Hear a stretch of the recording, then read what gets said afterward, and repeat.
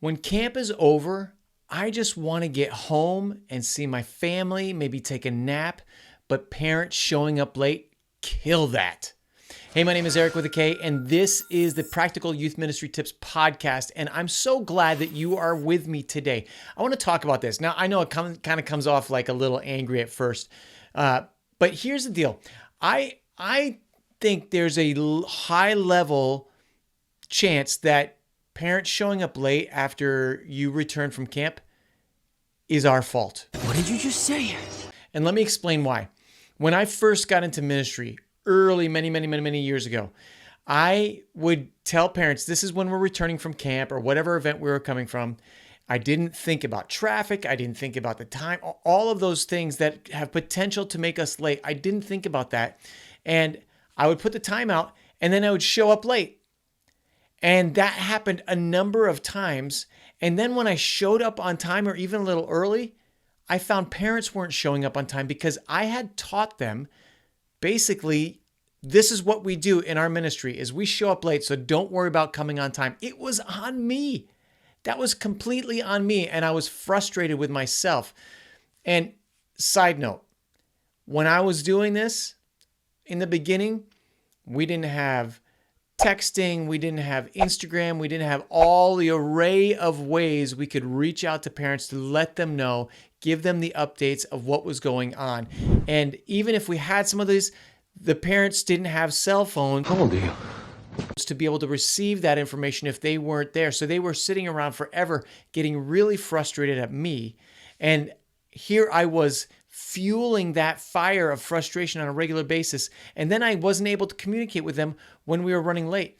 So we now have all sorts of technology to be able to help that. But let me get to that in just a minute. It wasn't really my fault we were coming late. I didn't know that the bus was going to be late or that the parent who complained really loud, it was their student who caused us to be late and that parent's complaining that we're late. I'm like, all I wanted to do was going, it was your kid.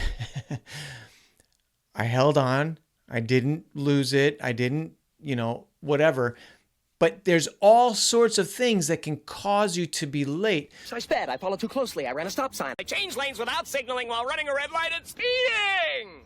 So in my years of experience from this, I started going, okay, I need to set my return time later than, like, to the latest point that I think, yeah, this is the point where I'm pretty certain there's no doubt we're going to make it, it gives for traffic. It gives for the bus breaking down. It gives like a couple of those, like maybe not breaking down, but being late, but gives that buffer. I like to give a half hour to 45-minute buffer of when I actually think I'm going to be back.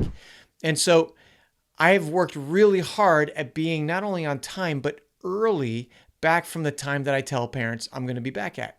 And that has really helped set me up to win. And that's why I'm sharing this with you, because I want to set you up to win with this really practical tool of just planning ahead for when you're coming back, and then give yourself a 30 to 45-minute buffer, maybe even 60 minutes, but that's a long time to wait back at the church. So parents are going to get upset when we show up late on a regular basis. Now, every now and then, there's going to be that, but don't make parents the enemy. We want to do everything we can to leverage our relationship with parents. And so if you know you're going to be late, let that be known and talk to parents and connect with the parents and let them go. Just apologize, own whatever you got to own, even if it was the bus broke down or whatever. But I want to give you a couple of extra tools to think about. And then at the end, I want to tell you a shocking moment that I was not expecting when parents showed up super, super late. Okay. There's a whole array of devices and technologies that we can now use to let our parents know that we're going to run late. Yes, I love technology.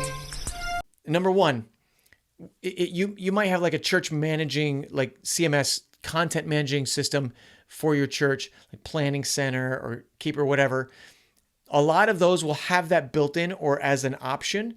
I love using Remind, where we have students or parents sign up for Remind. That's kind of is the last minute deal. We send emails weekly or whatever, and we use Instagram. Parents love to see clips. These are like little extra tidbits. clips at camp, so posting lots of pictures.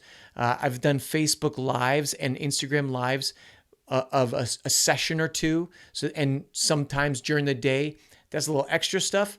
But we have all of these technologies available to us, and we need to use them effectively. So if you have your parents sign up for Remind or Planning Center or Slick Text looks like it's a fantastic program. You can pay per use or per amount of people that you're using. Matter of fact, I'm going to put a link in the description below to a number of these different ones. Slick Text has a little affiliate thing in there. It's not going to cost you anything, but if I'm going to give you a code, you can see right here, that'll give you 15% off your first month to test it out. Okay, so that's available there. But we can use those things if you know, hey, we're running late, or like where we're driving, we have windmills that we pass through on the interstate. And once we pass those windmills, we know that we've got 30 minutes to when we're going to arrive. So we will post updates. Hey, we're at the windmills. We'll be there in about 30 minutes. So you can use all of those tools effectively and let parents know. The other thing is we have our students text or call their parents.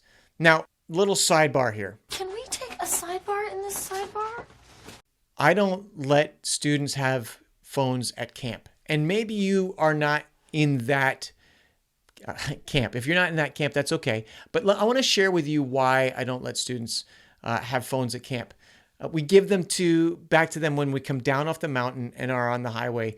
But I remember Chris Hilkin, who is the pastor at College Avenue Church in San Diego.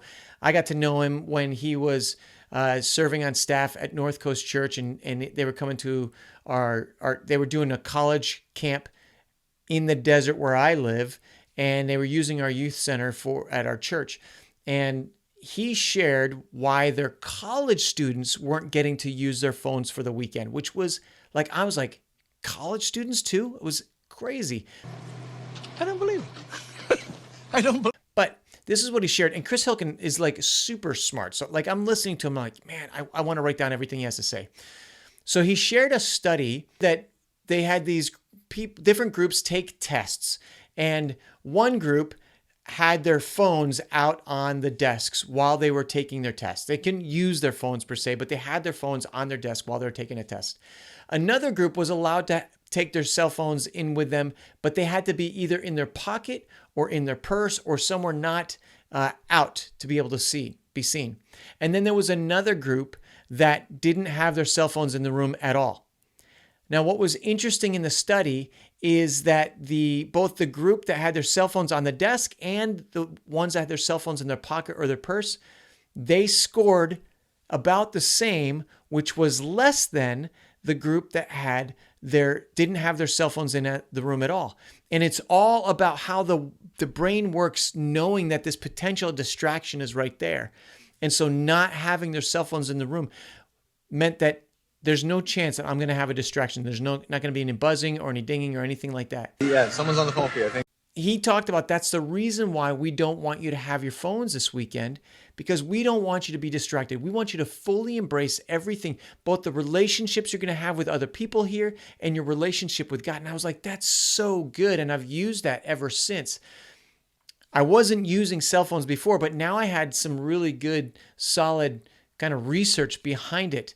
That's just research. But I just know, like, when students have their cell phones at camp, they're looking at it. They can have them on during the sessions. They're more interested.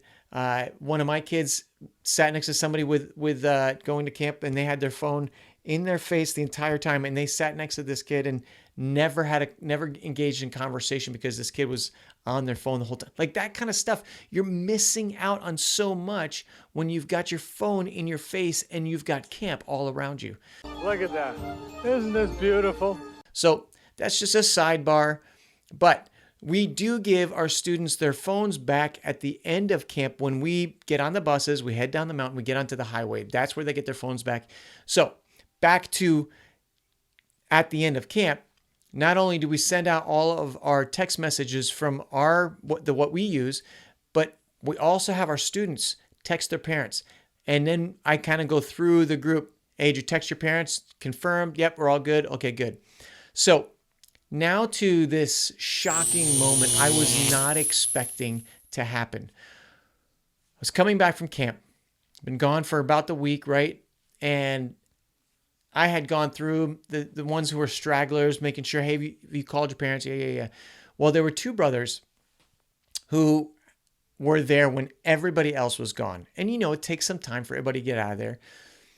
And my wife had just called me because it was pouring rain, and which rarely happens in the desert. And she says, hey, our garage is flooding. And that's a whole nother story of the side of the house doesn't seep out the right way it's supposed to do. And so it ends up going into the garage when it rains really heavy. And it's like rains for like an hour or two. And then but it's heavy and it doesn't know where to go because we live in the desert. Anyhow, whole nother story. But that's happening. I know that's happening. I can't leave these two students alone.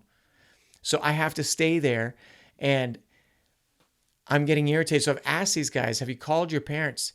Yeah. And then my mom texted me back saying she's at a movie. And I was like,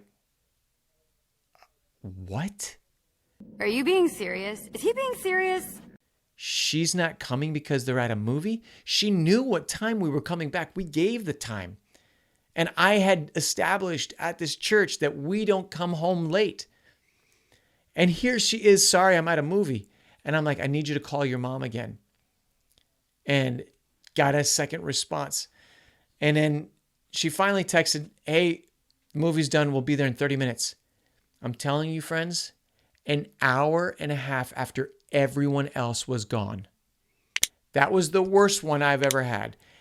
And I could just feel like everything inside of me, like I'm pretty steady, pretty even, but I could feel the irritation and anger rising up.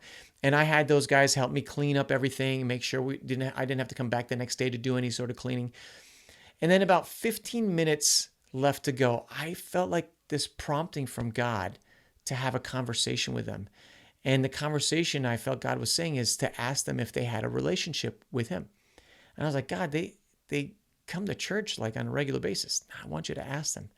But they've been at camp. They heard everything all week. I want you to ask them. I'm like, okay. So I said, hey guys, you heard the speaker at camp talk about Jesus and all this. Have you ever made a decision to follow Jesus with your life? And both of them were like, no. I was like, do you want to pray and invite him to be part of your life and confess your sin and all that? They're like, yeah, we'd like to do that.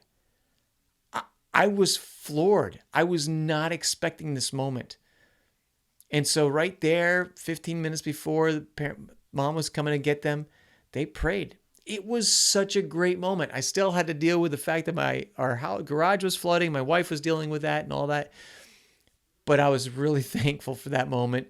It was kind of God coming in and going, look, I'm going to deal with you with disruptions and interruptions, and I'm going to work on my time. So I was thankful for that, but I want to set you up to win with not having to have parents mad because you come late all the time. Let them know. Empower your parents with information. Oh, it's good stuff. Great, right? That makes you win. That makes them win. Win-win. And it becomes a great relationship, and parents don't have to be the enemy like a lot of youth pastors feel like parents are. I have a video I'd love for you to check out that talks about what you should do when you're done with camp. It's going to be super helpful. Check it out there on the screen. Click on it.